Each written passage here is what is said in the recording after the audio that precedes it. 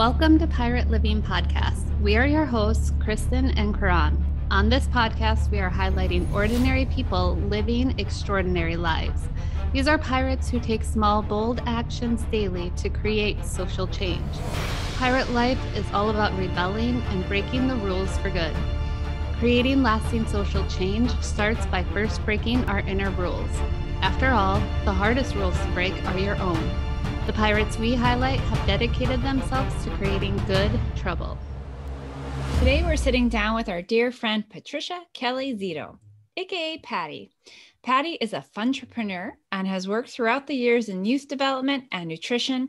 And her current adventure, YSuperstars, she is helping dreamers to clarify and activate their goals with grace and flow.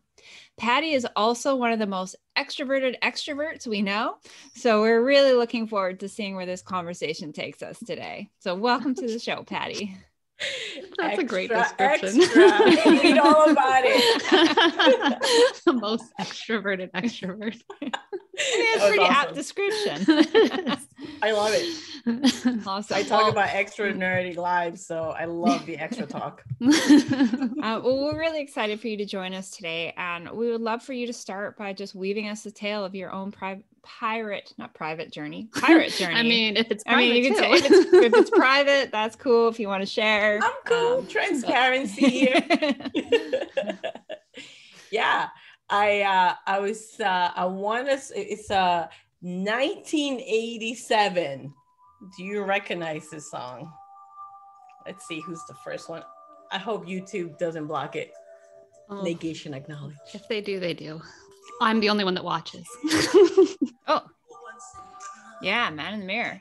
Ah, yes. Yes. So September 17, 1987 is when I moved to the United States. And so I love this song. However, my English was still pretty choppy and bad. So this song hit me later. I was thinking, I was like, okay, I know I talked about leaving the Y, and it really started by, it wasn't my choice to leave Peru. You know, got to do what my parents tell me to do. I was 11. And it was school. It was school when I decided to break some rules. That was, I would say, the first time I can remember breaking rules. So because I thought it was dumb. The assignments were dumb. You know, in Peru, like, you're writing essay forms and tests. And I was like, what is this multiple choice crap, right? And so I remember asking if I could write some of my answers in Spanish. I was like, I like to express what I've learned this way. They were like, yeah. And in 1997, the whole bilingual part, like in New York City, they had one, and it wasn't good. So I basically wrote a lot of stuff, like really from like my heart, my opinion, and a lot of it didn't have to do with the subject. So my homework was like, I did this, I did that, and this is what I see, and they let me. And I passed. I even skipped 5th grade. Did you guys know that? Oh, no, this is the first time I've heard that from you. Yeah, well, this one is right as I was switching schools, because, you know, you come to the United States. I was staying with my aunt, and they were like, stay with us 3 months, and then until your parents get settled, get an apartment. And when I transferred school, I had an aunt who believed in me. She's like, she's so smart, blah, blah, blah. You're right, because I was an A student in Peru. And so I remember taking an IQ test, and they were like, yeah, no, we're going to skip you a grade. And I was like, oh, okay, this is really cool. And so it must have been, it got to my head.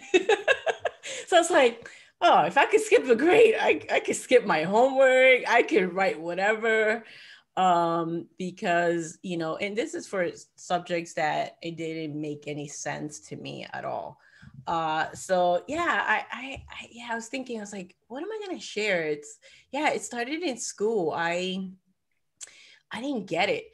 And in middle school, children, as you, Kristen, I mean, you guys been in middle school, pretty mean, right? And so being bullied, being mocked for my accent, because I used to talk like this, when I came here. And so I was like, I know I'm different, and it's because I look different, right? And this is 1987 in Flushing, New York. It was like 90% or higher white, and Latinos like maybe 2%. Minorities very, very low. So I stood out in my school, in elementary, in middle school. There were way more Latinos and Asians. I was BTS, right? I was surrounded by the Koreans, Japanese, Chinese, and none of them liked each other. So it was interesting. So I would say, yeah, in school, I was like, no, I'm gonna break some rules. Doesn't make any sense. And which led into, wanting, which was by accident, working with the youth. I actually wanted to work at a gym. So let's fast forward.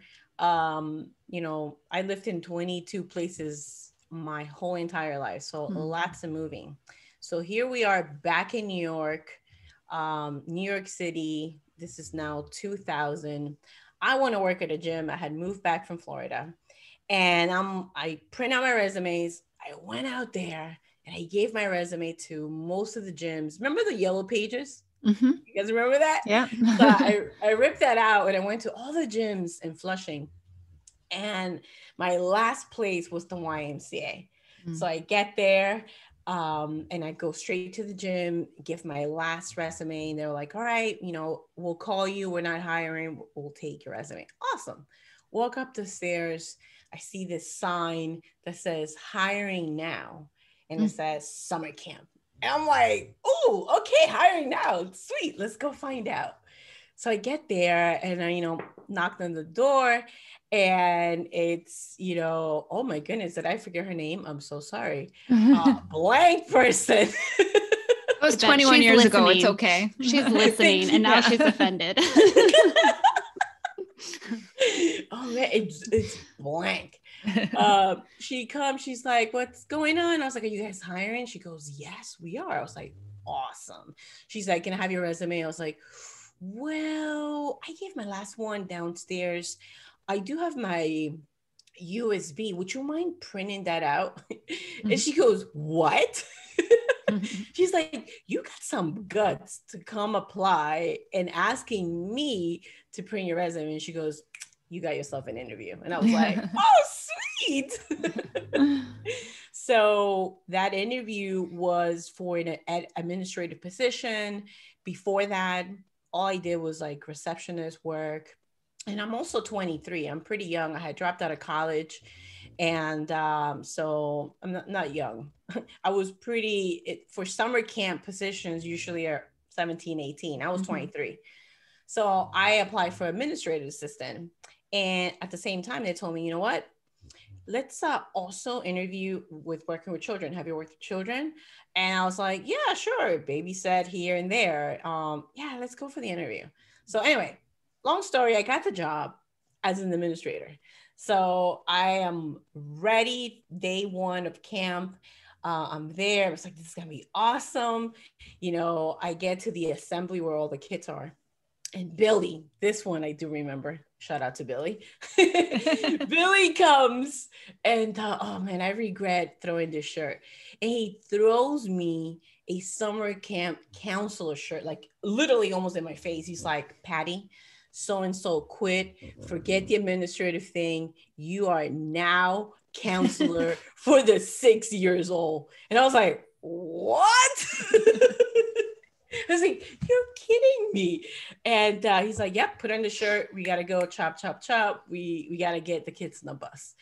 And so that's the moment where I, you know, it's like that shift that from the administrator, like, you know, receptionist, paperwork, filing this, it right into working with the youth. And I was terrified. I mean, terrified because I was afraid of children. Number one, they're brutally honest, right? Oh, I don't like your hair. They'll tell you, right?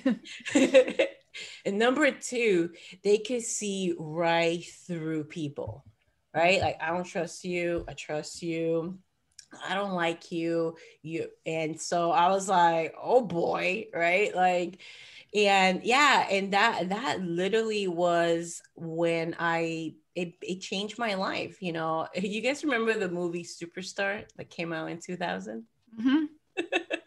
So because I'm an extra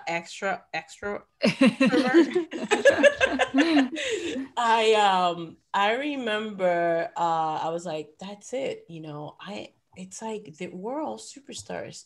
You know, I got sick and tired of kids not kids, but parents asking me, and I'm most likely pretty sure it was a teacher who asked me, why do you call the kids superstars? And my answer was like, because they are. They freaking are, right? Like we all have our unique strength. To me, they're the stars. So I had like this thing, I might do it, right? Like, so I'll walk down the hall and be like, superstar. And the kids, let me move here. The kids will respond to that. And they were like in the hallway, just throw out the superstar sign. It became a thing. And yeah, and then from there on, I walked up the ladder at the YMCA, but it literally started with Billy throwing the t-shirt at me and said, jump in. So I jumped in. And this is YSuperstars is my company, right? I do believe that we were all given a God potential, unique strength to contribute to this world. And it started with the youth.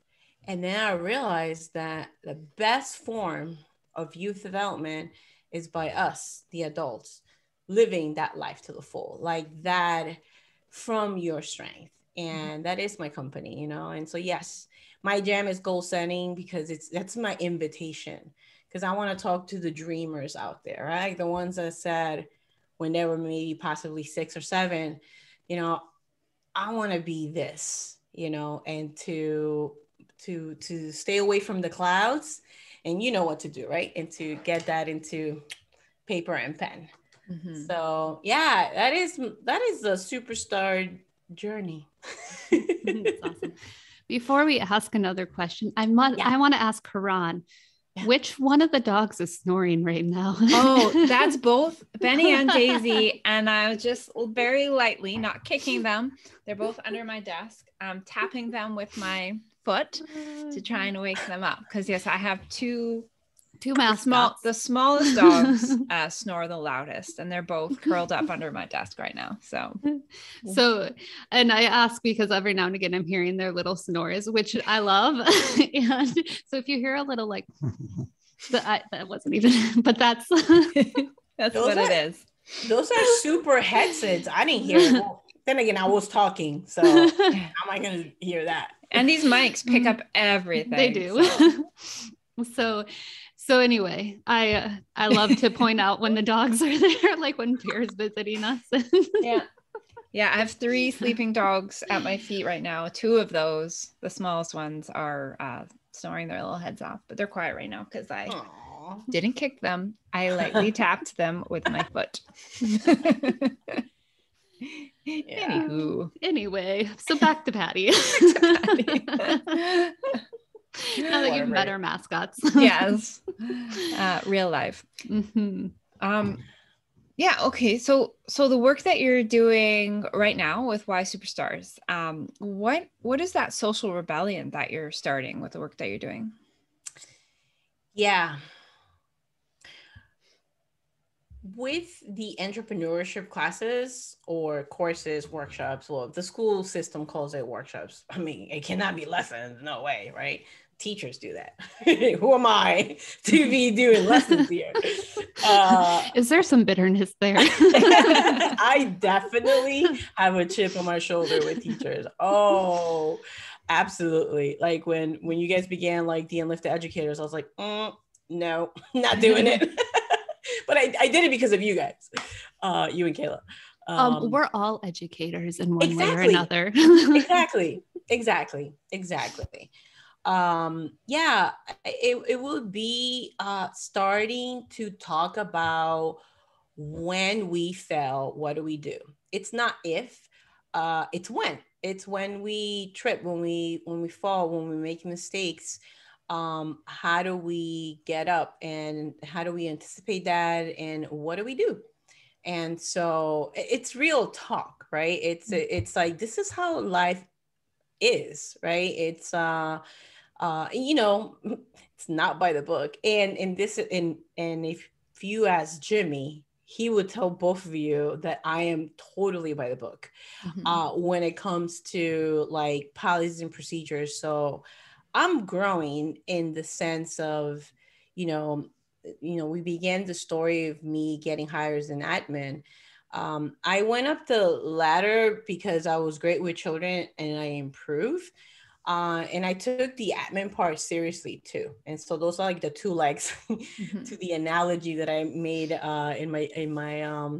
in our show with Kristen at Penny Chris in the Morning. Afternoon edition. Sorry. Come on, Kristen. Just kidding.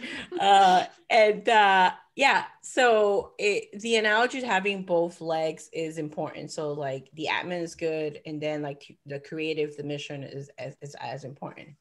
So what I would say to the future, not future, they are entrepreneurs who I'm doing these workshops, is that it's about taking action and knowing that we're going to fail, and all that is actually experience, and is actually going to move you forward. And then the things that these students are saying now, I'm generation, what generation are we, Karan? I'm Gen X. Okay, me too. Yeah. Yes. You're 44, right? You're 44? Yeah. 44 for another couple of days. By the time this podcast comes out, I will no longer be 44. What? 44 years young. Yeah. Jimmy's so funny. He's like, people call you youthful because that's a nice way of saying she's immature. I was like, thanks, honey. Anyway, so having that leg, the administrative part, and also like your mission, and just understanding that those are the things that we got to go through, and talking about the students, they're talking about lifestyle. Can you guys believe this? High school students right now are concerned about their lifestyle. And I credit that to a whole bunch of YouTubers out there and really create parents who are way uptight, right? Because we're like, go getters, work hard, play hard until you collapse and wake up at 2 a.m. and go to the hospital, which happened to me. So yeah, being able to share, and I share stories. I mean, that's what I'm doing. It's like storytelling with the high school and middle school students. And so yeah, it's real talk, and it's sticking to what I believe in. Right now, the schools want all the staff, all the vendors to be vaccinated, right? And so I had to pull out of a project and let them know online only. And and just really sticking to convictions. Let me see, Gary, you guys know Gary V, right? He's gonna be my bestie one day. He's somewhere here in New York. Is he from Long Island? No idea. No? Okay, well, if he's from New York City, he wrote, "Being underestimated is a gift. Stop trying to convince and he put just execute. I slashed out just, so I put execute. Sorry, Gary, whatever. He doesn't care. Even Gary Vee can use vocabulary in his life. Exactly. Yeah. What do you say if you try to convince? Oh man, there was another thing that he was talking about, and I was like, yeah, I'm done convincing. This is where I'm at right now as a coach. I want to help those who want to be helped, those who want to dream high, instead of saying, hey, if you do it this way, it'll be much better. Because I spent from 2016 to before vocabulary 2019, 3 years in convincing nutritional therapy clients and my friends to, hey, what about if we look at this way, right? And what about that? And it's exhausting. I mean, it's like, okay, I'm going to help the dreamers. That's who I want to talk to. I want to talk to those who are ambitious and hungry for greatness, you know, and want to have a life to the full. And I, to me, life to the full is time for what matters the most and the energy to spend it with your loved ones. And whatever dreamers and ambitious people define life to the full, but that's our definition for us. Well, I like that. I had a really great conversation with a client at the gym yesterday morning, and we were just talking about fitness in general, right? And she came to me having never done any fitness before in her life. And, you know, she hit a point in her health where it became, if she didn't want to get worse, she needed to start proper diet and exercise.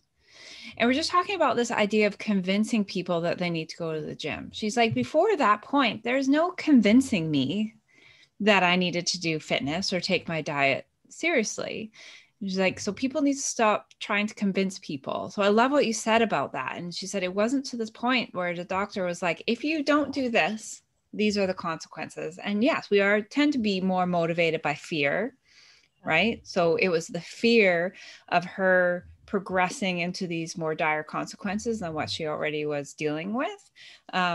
That motivated her. But it was just that whole idea that for her, someone in, you know, her 30s, she was a grown woman. She's like, PE teachers didn't convince me to do fitness. Like I skipped as much as I could, or I did as little as I could, you know, people, you know, magazines, whatever. None of these people are going to convince you until it's something that you want for yourself, whether that be fear motivated or motivated by, you know, getting that desired response. So I love what you said about that. It really hit home with, like I said, the conversation I had just yesterday morning. Yeah. Yeah. Well, it's very tempting to tell people what to do. I mean, especially for me, it's super tempting. No, not at all.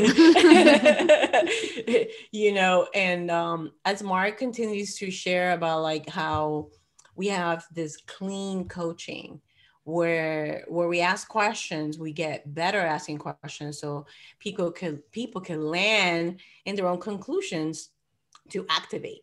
And so I love that, right? Like with clients who, you know, so I'm new into having clients for 3 months. I used to, it was like a 2-hour nutritional consulting that was an hour of teaching, telling them what to do, and like a little bit of like, okay, so what's the recommendation, and nothing about how to set goals and how to prepare them, how they're going to apply those things.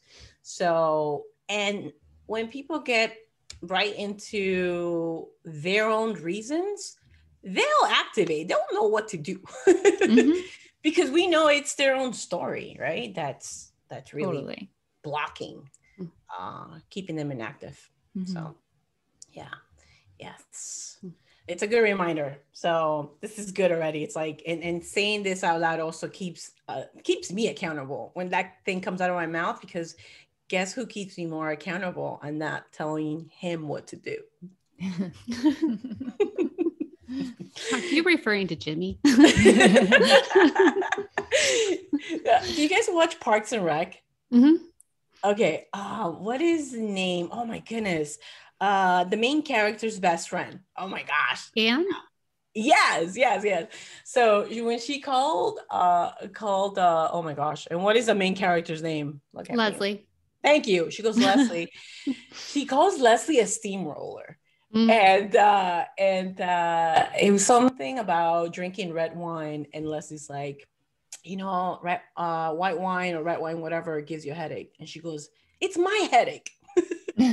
So Jimmy's lying to me when I want to go and tell him that, he's like, it's my headache, right? It could be him drinking whatever or eating a cookie or whatever. It's so, yeah, that's our inside joke. So you guys are welcome to tell me it's my headache, Patty. Patty, let me deal with my problems. Exactly. Well, and with that, with goal setting, with learning more about us, there are uncomfortable questions that come up, things you get to face. It's safe to face. It is. You can face these things. So as you were forming your social rebellion, were there any uncomfortable questions that showed up for you that you got to like dig into and find the answers to? Yeah. Well, it was the 2 a.m. wake up call, right? Waking up, not feeling my left arm. All I could hear is my heartbeat and telling Jimmy, get up, call 911. I feel like I'm having a heart attack, or worse, a few months or that year before, my mom had a mini stroke. So I'm like, I'm having a stroke, right? Like, these are the signs, right? Me thinking that I know everything. And anyway, I was like, call 911. So for me, being in the hospital, having all the doctors saying, yeah, no, you're good. Everything's fine. You're good. Oh, this test came out this. You're good. Everything's great. Perfect. Right. So going at 2 a.m., I leave till like 8 p.m. And the question I had to answer, because when I was in the hospital, I'm trying to figure out what's wrong with me, and also thinking about work, because at that time I'm supervising 5 camps in 5 different schools, and it's like a whole bunch of children under my responsibility after all, like 1,500, because it was like about like 300 to 500 at each school. So I'm like, how am I going to create better systems? I'm thinking about work. And that's when I did have to ask myself the question of, because the doctor came and said, everything's fine, maybe it's mental. That's what he said. And so the question I had to answer was, is it mental? Like, am I going crazy? Is it mental? Is that what I need to do? So that was the seed, or definitely the not the seed. It was, I forget the word, but the last straw, like what do you call that? Mm-hmm. You guys are the American, North the Americans. straw that broke the camel's back? Yes. Is that what you're looking for? Yes. Kristen Joy Davis from the United States and Karan from Canada. Got the analogies for Patty. Yeah. So yeah, it was like, okay, so it was a negation. I don't want to get a stroke. I don't want to be in a hospital. I don't want to die. And then saying, I gotta get my sleep. And that's what started my journey. Do you guys know Sean Stevenson, the Model Health Show? No. Great podcast. And he wrote the book Sleep Smarter. And and then so it really did begin from, okay, I belong to a YMCA culture that's all about, let's change the world, let's do this for the communities, and leave yourself last. And that was my first question. I was like, well, leaving myself last, I may end up dead. Dead, stressed out. Jimmy and I, till later, we realized like, oh wow, we're making over 6 figures together, but apart. He was running this program. I was running, my YMCA was in New Jersey. His was in New York. And we hardly saw each other because I'm coming home I'm leaving. The earliest program was 7 a.m. So I was up by 5 in case any of the supervisors needed like backup extra. Like I was just worrying. I used to call it the worrying hours from 7 a.m. to 7 p.m. So we hardly like hung out and only looked forward to that 1 week in August for our vacation. It was only 1 week. It was like, because it goes from summer camps to after school to holiday camp. So when the heck do you ever have a break? So yeah, answering that question, and facing myself and knowing that I could die, like mentally, I could go crazy. And this stress, this lack of sleep, it's horrible not being able to go to sleep. 100%. That's what started me on my journey, was a bout of insomnia. Yeah. And can we also talk about like the medical gaslighting there? It's like, oh, it's in your head. Like lack of sleep is not in your head. Right. And I think it's that medical gaslighting that has led so many of us on some of our journeys, right? Like it was the same for me when I was having hormonal issues. Or even for me, before I got diagnosed as a celiac, I was told it was in my head and that my stomach pains were just because I was a very anxious person. So it's just, that's the first thing that popped in my mind when you were telling your story, was just that whole medical gaslighting that it's just so prevalent. Like, we're not crazy. Yeah. We're suffering. Please help. Oh my goodness. Yes. I'm very happy for that 2 a.m. visit. I wanted to go back and write down the date. So I'll probably call the hospital and just get them, because I know I visited like twice. There was another one after, and then Jimmy's been there. So yeah, we got our stories in the same hospital. That was a wake up call, because Jimmy left. I'll say again. I was gonna say, what changes did you make then after those like pivotal points? Yeah, I was going back and forth. I need to go. And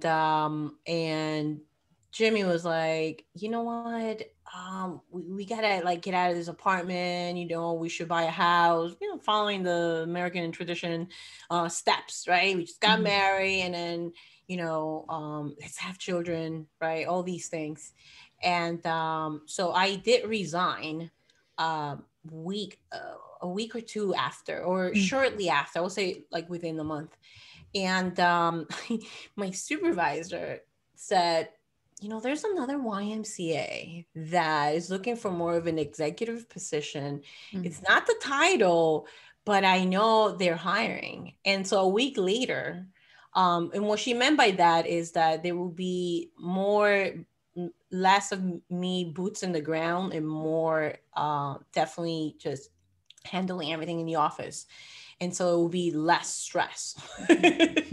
So I left the job and I got this other position at this other Y like within 2 weeks. And when I was there, I realized that I was hired to fire directors who have been in that YMCA for over 20 years.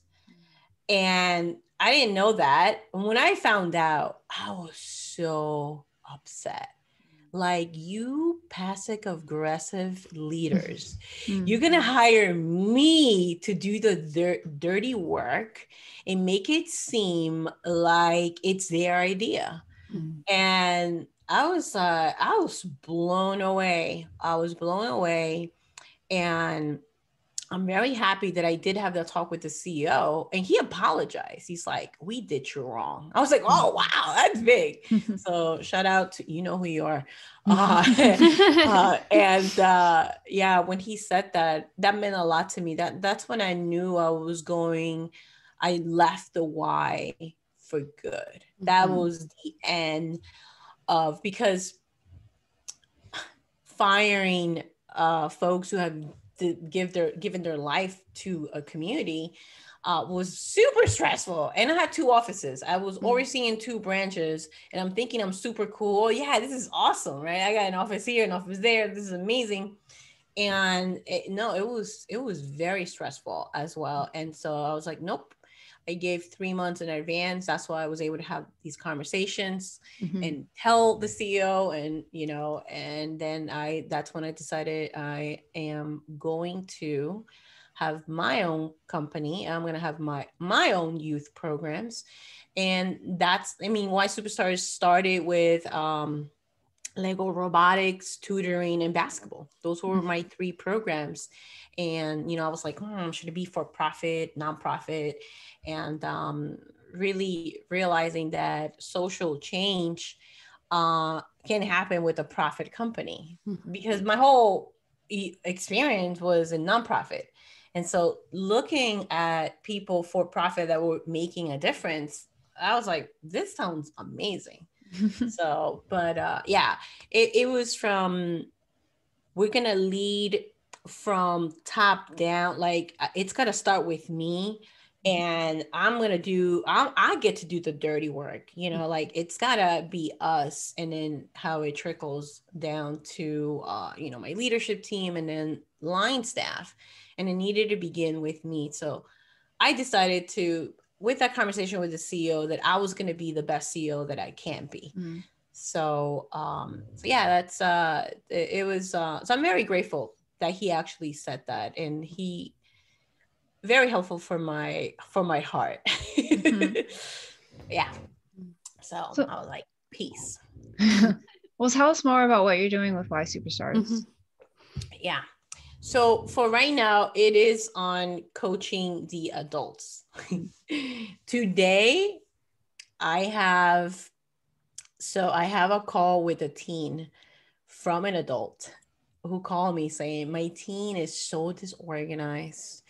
Can you help them? I know you're a great coach. You're very organized. And I was like, interesting.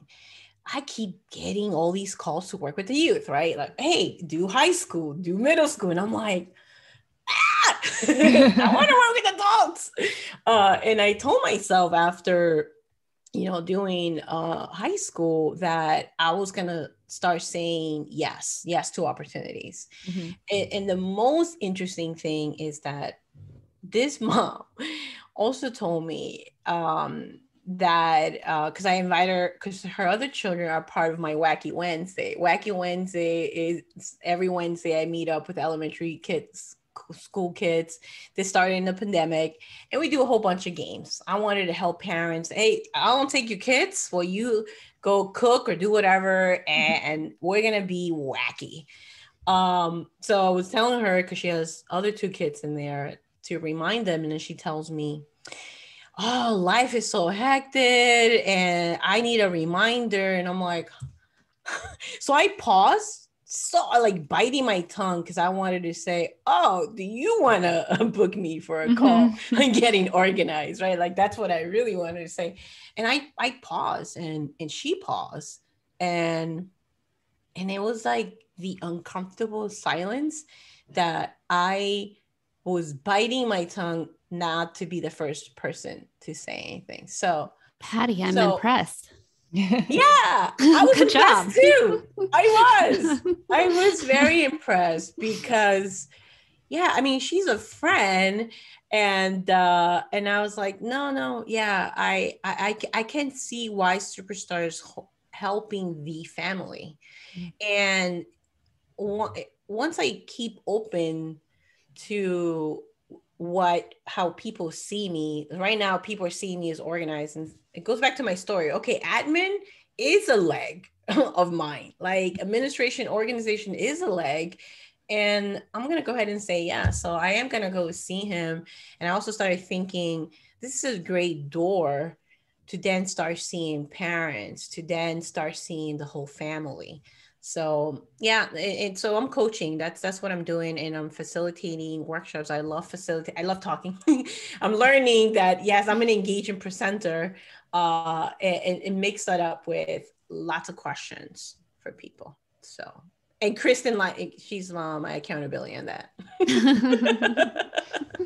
Yes, I say I'm impressed by Patty having that long pause and the uncomfortable because she and I have had conversations about, all right, just pause for a little longer, because I was that student that needed just that extra long pause to finally be like, okay, I'll answer.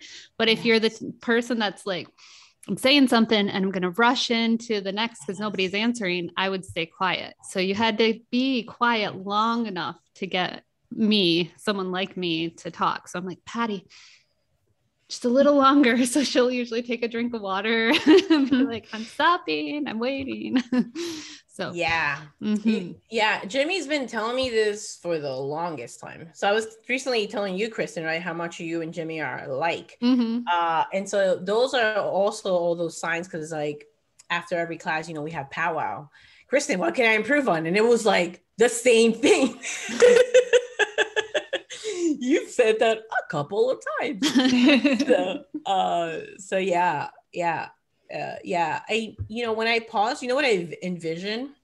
I envision a YSuperstars calendar in their fridge.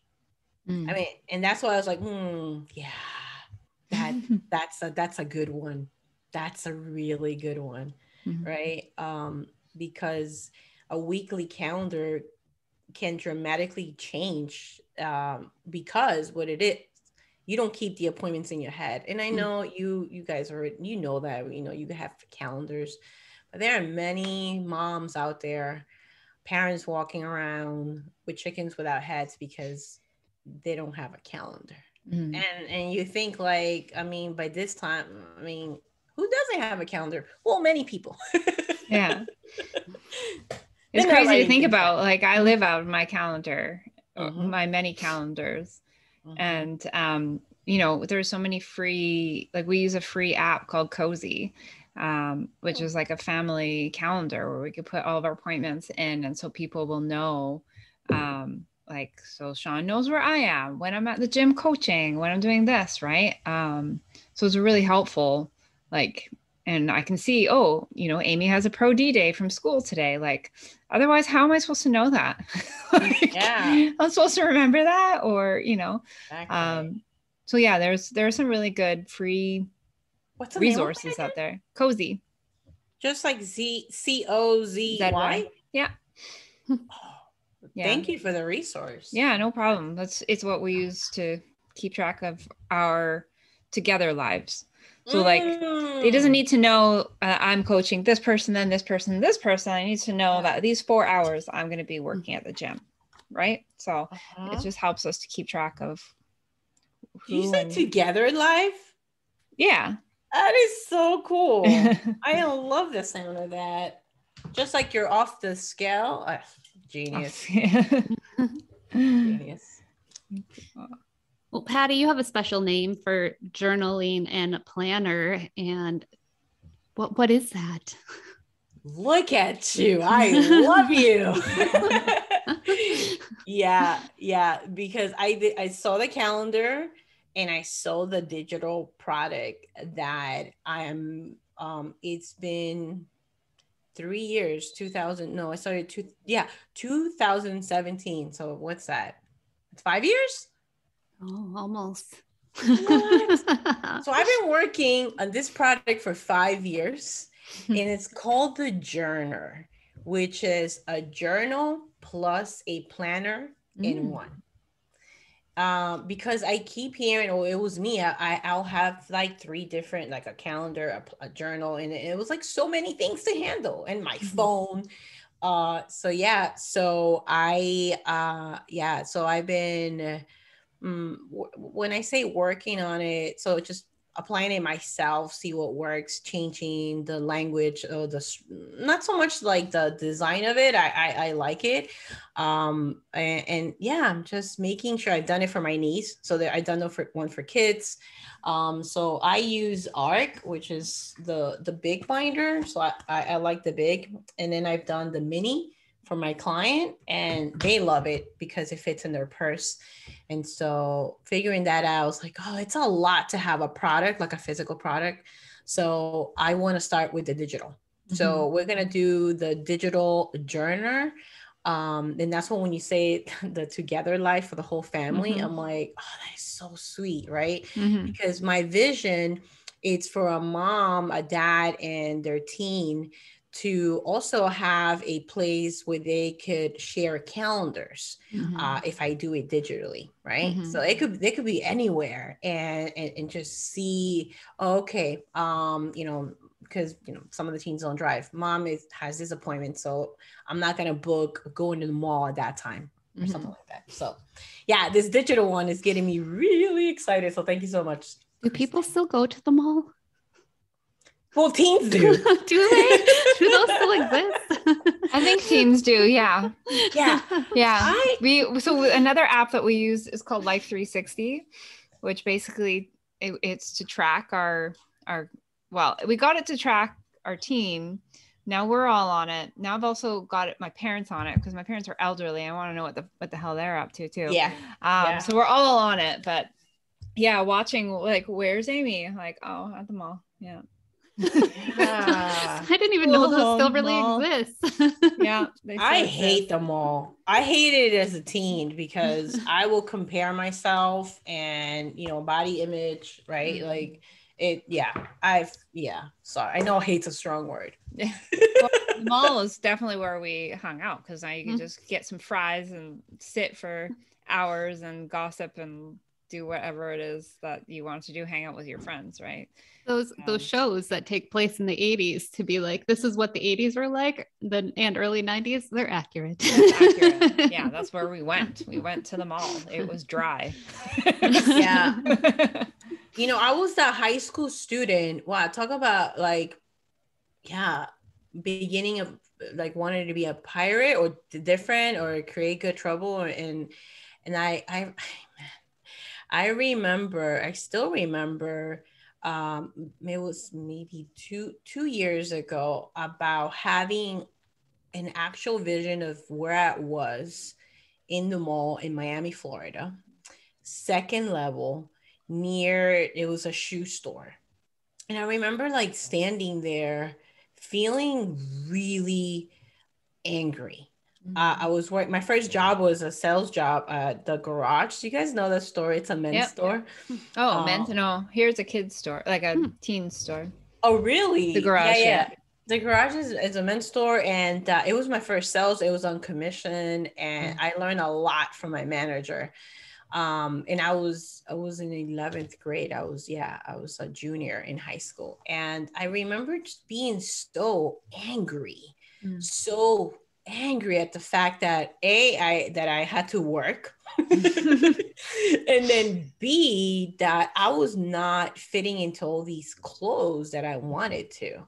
And I did compare myself so much to so many of the quote unquote cool people, right? And so 2 years ago, I had this vision. I don't know, somebody must have said it in one of these podcasts or videos that I watched, about closing your eyes and giving your teenage or whatever younger self advice. And I literally saw myself now, or 2 years ago, walking towards Patty, right? And saying, you were made for greatness, right? Ordinary. It's beyond this ordinary life. It's going to be for way more. And I started learning how a lot of people, I don't know if I'm saying the word correctly, but tailor, like having your clothes tailored, like actual boutiques. And and I learned this from my wedding dress. When I told myself that I was going to find a dress that fit me, not me, the dress. And so I started learning. I was like, oh, there's a lot of boutiques at Taylor. There's other resources. There are small shops. Is there a need for a mall for me? And so it was when I was realizing that I wanted to tell Patty, it's okay if you don't fit this mold. Like if your body doesn't fit this mold, it's okay. There are other ways. People do it way differently. So yeah, I was definitely, I will never probably admit that, but I was pretty bitter as a teen. and especially Miami, because I'm sorry, all the Floridians out there. I hated Florida. It was way too humid for me. No, I don't know if any Floridians have listened to this. I'll have to check on Anchor, but I don't think we've gotten any. So Patty, get us some. By offending them. I got some peeps. I got some peeps in Florida. Yeah, let's get you pirates all over the map. We have them in other countries. Yeah. I don't think we have Florida. We're international, but we haven't cracked the Florida market yet. Not the Floridian. I think it's because we don't have any friends in Florida. That's possible. Yeah. And as a Canadian, when I read all the news about people in Florida, I'm not surprised that we don't have friends in Florida. Speaking of, real quick, there's this whole joke too about like if you put in your birthday and then in Florida, looking at what news story comes up, like a man on a tractor runs from an alligator or something like that. Like you'll get some random your news birthday story. Yeah. Okay, you guys talk. I'm going to see my birthday what happened in Florida. You are the one who told us. Didn't you tell Jimmy and I when we were in Portland? Was it us that told you, or you? Yeah. I thought Jimmy might have said it, and I was like, "Yeah, I know about that." But yeah. Oh, I don't. Well, I remember having that conversation at your kitchen table. So what do you just? Right now. You put in your birthday, and then I think Florida, and then you'll get a news story about something that happened. So you could put the year, but I'd say just put the day without the year. Oh, without the year. Because you'll get more. Yeah, I forget what happened on mine, but that was a fun conversation. Here's the highlight. Florida man, drunk and naked, allegedly set house on fire in failed cookie baking attempt. That's perfect. Yes, that's great. Yeah, you learn something new every day, huh? So Florida, now that we've found ways to offend you. Yeah. Floridians. Cool. So where can our listeners go to find out more about you? YSuperstars.com. Cool. So the letter Y, right? Yes. Yeah. The letter Y, Superstars with an S. Because if you do it without the S, you'll see an Instagram page of mine from like 2011 or something. You mean the S at the end? Because I was like, how do you do superstars without the S? Why Superstars? If you forget the S, you'll see that. Why Superstar? Yes. I was like, this doesn't make any sense. Superstar? Why Superstar? Why would you do that? You need a lot of S's in that word. There's multiple S's. It could be why Supertars. Why Upertars? Why Upertar? In that camp of 2000, somebody called me, "Oh, stop it, why stupid star?" I was like, what? So yeah, it's a thing. Yeah. So Why Superstars, my website will be the best one. I gotta upload more of the latest video. You'll see my YouTube channel there as well. And the reason why it's called the youth developer, it's because someone took Why Superstars. That's the honest truth. And then I said, okay, yeah, I do want to influence the next generation, and I want to do it with me first. So we kept the youth developer in there. But the website is the best way to get in contact with me. Yay. So YSuperstars.com. Leave all S's in. Yes. Yes, leave all the S's. And then how would you recommend our listeners go about starting their own pirate life, whether through goal setting or taking bold actions? What's your advice to them? Yeah. Dreaming, it's awesome. It is. And getting those dreams in a piece of paper, that's the activation. And so, yeah, writing that down, in detail and being specific has helped, because I do have a dream journal. I didn't bring it. And it's awesome to go back and be like, oh, cool, check or done. And because dreaming big it's well, at least for most people who want to impact the world, we want to solve problems. And a lot of times people choose the Y road, right? Like the ordinary, like what everyone's doing. And be brave, write that goal that looks different. It's like, if you believe that's dumb, that's good. Now write a solution to it, make a goal, and give yourself some benchmarks and keep going from there. So yeah, that's what goal setting, it's get it off your head, and put into a piece of paper, any kind of tree product. So a napkin works as well. Shout out to Kristen. Keith Norris, for your favorite one to talk about. Patty tells this story to her entrepreneurs often. So yeah, shout out to Keith. Yes, who he's in Peru right now, in Machu Picchu, unless he already left. So yeah, he wrote his dream about paleo effects in a piece of napkin. So whatever tree product, write it down. So yeah, excellent. Thank you. And that would be for sure, writing those goals down, or those dreams. And the final question, the most important question we have to ask you, do you know any pirate jokes? Yeah, when you saying the final question, I was like, oh, hurry up, I gotta get to that filter as soon as possible. Yes. Okay. Yes. All right, so what kind of movies do pirates like to watch? Rated R. Oh. Yeah. I think we're getting good at these ones. I want to hear Patty's pirate. Well,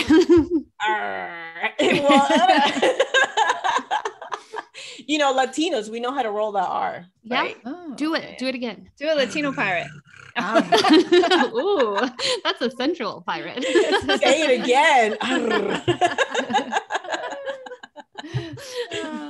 All right. Well, we're so happy to have you on here, Sexy Pirate Patty. That's a wink. We've had a lot of fun chatting with you today. And thank you so much for joining us. Same here. Thank you, ladies. Ladies. What are you The latest ladies. The latest ladies. Superstars. Hey, can you guys do the superstar stand with me? How? Like, you guys gotta get out of your chair though. Oh, don't step on your dog though. Yeah, let me just make sure I'm not running anyone over here. Yeah, it's like a great way to wrap it up. So, so it's like on one knee with the two signs up. Okay, 1, 2, 3.